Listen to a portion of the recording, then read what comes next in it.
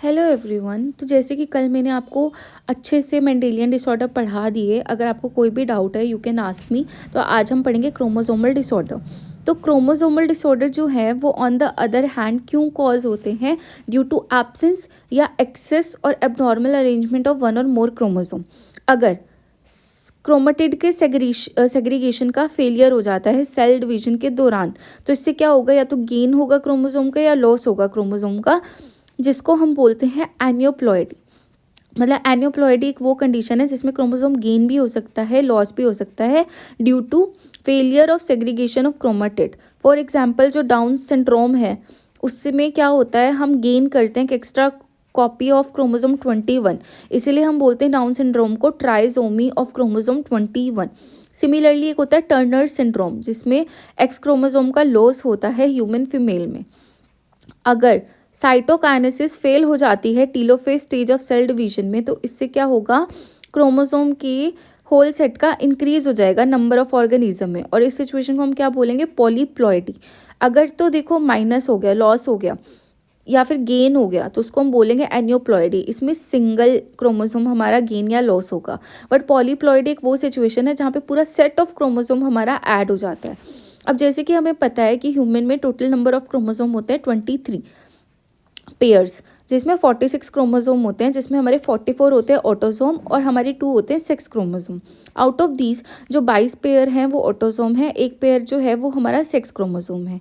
Sometime दो rarely either an additional copy of chromosome may be included in an individual, या फिर individual lack भी कर सकता है एक से ज़्यादा pair of chromosome.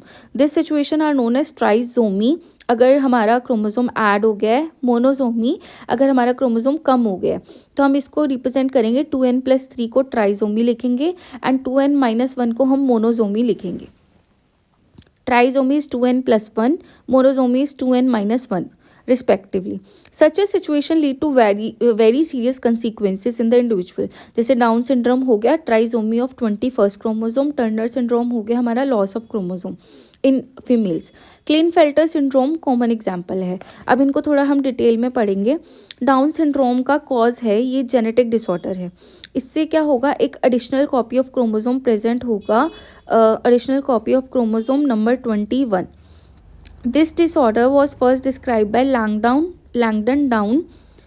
The affected individual इसमें जो है वो short statured होगा with small round head, furrow tongue and partially open mouth। देखो डाउन सिंड्रोम के आपको प्रॉपर रिप्रेजेंटेशन दे रखी है कि फ्लैट बैक ऑफ हेड है, ब्रॉड फ्लैट फेस है, many loops on the finger tip, palm crease, congenital heart disease और big and wrinkle truck.